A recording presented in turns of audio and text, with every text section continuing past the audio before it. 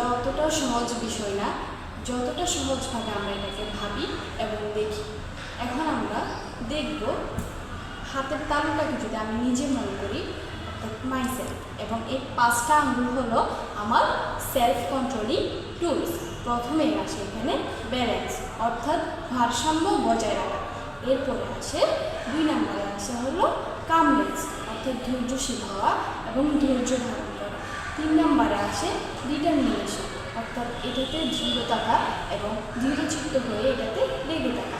4 নম্বরে আসে উইল পাওয়ার, অর্থাৎ আমার এটার প্রতি যে ইচ্ছা শক্তি এটা। এবং 5 নম্বরে আসে কনফিডেন্স, অর্থাৎ আমি নিজের উপর আত্মবিশ্বাস বজায় রেখে এই কাজটাতে এগিয়ে যাব।